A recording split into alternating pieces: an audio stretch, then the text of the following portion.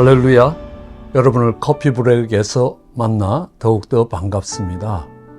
또 언젠가 커피를 함께 나누면서 좋은 대화를 나누고 또 성경에 대해서 배우는 시간이 속히 오기를 기대해 봅니다. 로마서를 처음 시작하면서 로마서 전체에 대한 개관을 배워보고자 합니다. 로마서는 매우 중요한 책이고 많은 영향력을 미쳤던 책입니다. 마틴 루터가 종교개혁을 시작한 것도 로마서에서 시작되었습니다.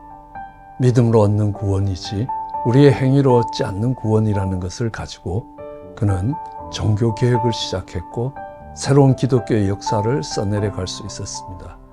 영국의 최대 부흥을 이끌었던 존 웨슬러도 바로 이 로마서 서문에서 은혜를 받고 새로운 영국 또 정신적인 혁명, 영적인 혁명을 이끌어냈다고 보는 것입니다. 사실 로마서는 성경 중에서 바울이 썼던 최초의 편지는 아닙니다. 바울이 썼던 가장 먼저 썼던 편지는 데살로니가 전후서로 알려져 있습니다. 그런데 성경 기자는 이 로마서를 제일 앞에, 바울 서신 중에 가장 앞에 사도행전 바로 뒤이어 로마서를 설명하고 있습니다. 그것만큼 로마서는 중요한 책이라고 볼 수 있습니다. 성경 중에 성경을 로마서라고 이야기합니다. 많은 분들이 이 로마서에서 인생이 바뀌고 은혜를 받았다고 이야기합니다. 저도 어느 날 그런 도전을 받았습니다. 도대체 어떤 책인가? 가끔 로마서를 읽어보는데 로마서의 말씀이 깨달아지질 않습니다. 그래서 어느 날 이렇게 선언을 했습니다. 오늘은 로마서의 날이다. 아무것도 안 하고 이른 아침 일어나서 로마서를 읽기 시작했습니다. 하루 종일 로마서를 읽는 겁니다.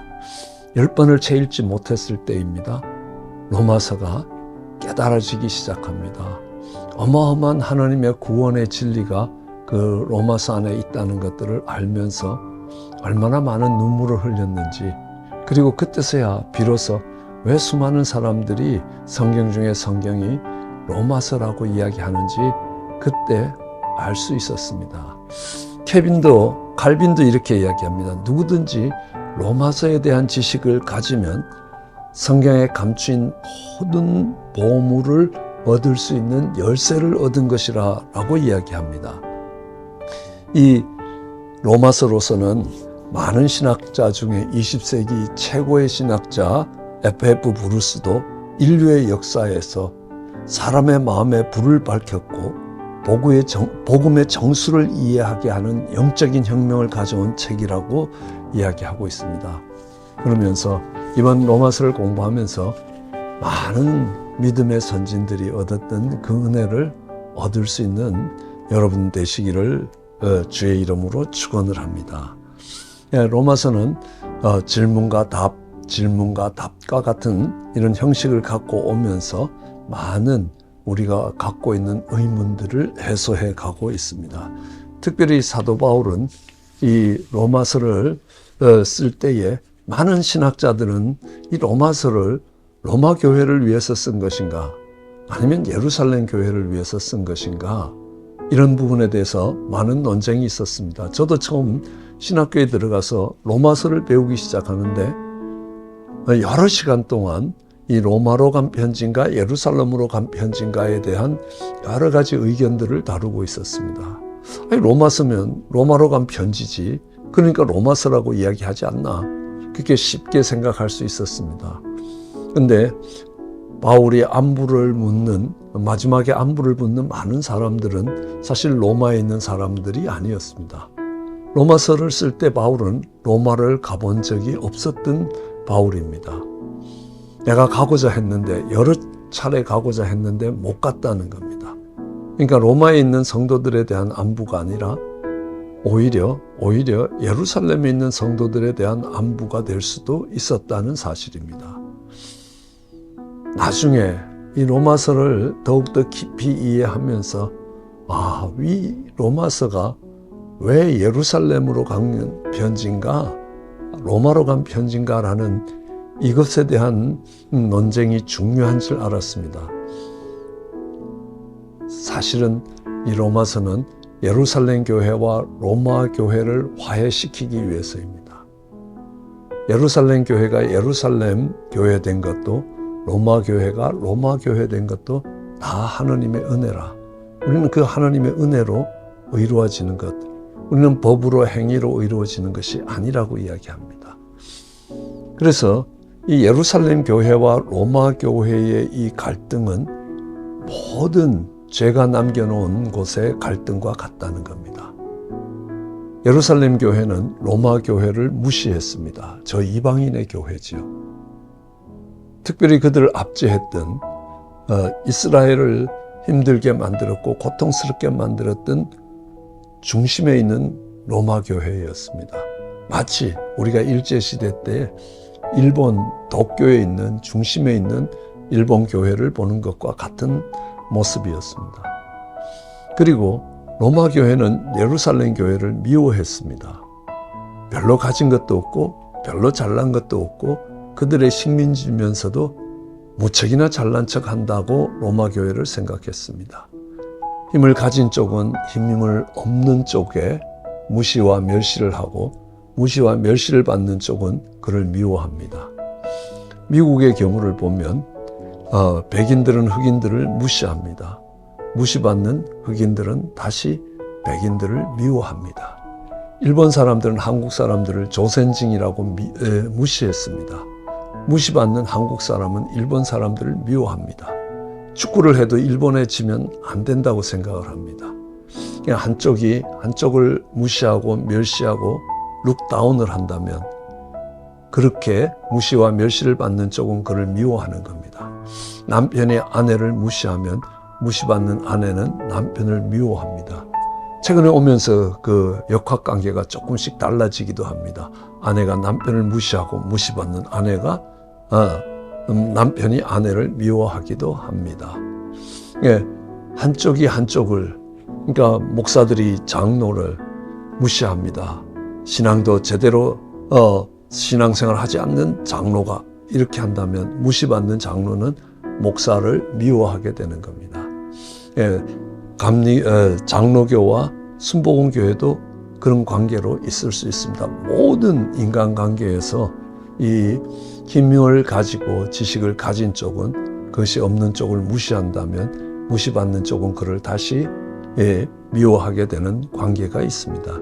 이런 관계들을 하나로 묶어가고 또 주님의 안에서 우리가 은혜로 로마 교회가 된 것이고 은혜로 예루살렘 교회가 되었다면 우리가 은혜로 받는 구원 안에서 우리는 하나가 되지 않겠느냐. 마귀는 언제든지 교회를 그렇게 공격합니다. 고린도서 같은 경우에는 교회 안에서도 나는 바울에게 속했다, 나는 아볼로에게 속했다, 난 베드로에게 속했다, 나는 직통 계시를 받는 쪽에 있다. 이렇게 각 분파가 되었을 때 바울은 사랑으로 서로 하나가 되라. 사랑의 띠로 묶여져야 된다라고 이야기합니다. 빌립보서 같으면 요디아와 순두계가 여성교회 회장님과 부회장 속에 갈등이 있을 때 남을 나보다 낫게 여기는 그 겸손함으로 우리는 아름다운 하나의 공동체를 만들어 가는 것이다. 남자가 부모를 떠나 아내와 한 몸을 이룰지니 이 비밀이 크도다라고 이야기할 때 이 비밀이 성경에 나오는 가장 큰 비밀입니다. 그건 뭐냐면 하나님이 하나를 만들어 가시는 겁니다. 예수님의 십자가도 결국은 죄가 갈라진 것을 하나로 만들어 가시기 위해서 예수님의 십자가가 세워진 것이라. 그래서 그 중심에 가장 먼저 우리는 은혜를 통해서 하나가 되어 갈 수 있는 것들, 그것이 우리의 구원을 어떻게 설명하는지, 구원받는 자의 삶이 어떻게 되는 것인지를 이 로마서를 통해서 살펴보고 있습니다. 그래서 로마서에 나오는 여러 반복되는 단어들이 있습니다. 그것이 어쩌면 로마서의 주제가 되기도 할 것입니다. 그건 뭐냐면 의입니다. 복음에 나타난 의가 뭐냐? 그러면 지금까지 있었던 율법의 의가 무엇인가? 그 법에 의해서 하나님이 세상을 심판하실 때 하나님의 그 심판 가운데 나타나는 의가 무엇인가 라는 것들을 우리는 볼 수 있습니다. 그 가운데 하나님이 은혜를 베푸시고 또 구원을 베푸신다는 겁니다. 복음을 통해서 나타난 의, 죄악을 심판하는 가운데 나타나는 하나님의 의, 구원을 통해서 나타나는 하나님의 의, 우리의 거룩해짐을 통해서 나타나는 하나님의 의, 이 구원을 통한 이 죄인이 의인이 되는 과정들을 어떻게 설명하고 있느냐. 이것이 로마서 1장에서부터 8장까지입니다. 로마서 1장에서 8장까지가 그렇게 됐다면 이제 로마서 9장부터 12장까지는 이제 이 이스라엘의 역사 속에서 하나님이 이스라엘을 택하시고 택하신 그들이 하나님을 거절하고 거절한 그들을 하나님이 구원하시고 은혜를 베푸시고 그들을 회복시키는 과정 속에 이 시간의 흐름 속에 이스라엘의 역사 속에 나타난 하나님의 의를 보여주고 있습니다. 그리고 이제는 의로운 백성의 삶들, 그리스도인들의 삶을 통해서 나타나는 의가 어떤 것인가? 그 의롭게 된 자들의 의무가 무엇인가? 그들이 누리는 자유가 무엇인가? 그리고 그들에게 주어진 사명이 무엇인가? 또 어떤 분들은 로마서를 이렇게 설명하기도 합니다. 사도 바울이 이제 로마를 넘어서 이 복음이 저기 이 지중해를 한 바퀴 돌 수 있도록 로마 교회로부터 그것을 선교 편지로 보낸 것이다. 로마 교회와 예루살렘 교회가 하나가 되면 이제는 이 복음은 로마를 넘어서 저 스페인을 넘어서 이 지중해를 한 바퀴 돌 수 있을 만큼 온 땅에 복음이 편만하게 미쳐질 것이라 라고 생각하면서 그 편지를 썼습니다. 그렇게 해서 이 로마 교회와 예루살렘 교회가 복음 안에서 서로 하나가 되고 의로워지고 또 그로 인하여 하나님의 놀라운 역사들이 나타날 수 있게 되기를 원하며 그는 이 로마서라는 편지를 쓰고 있는 것을 알 수 있습니다.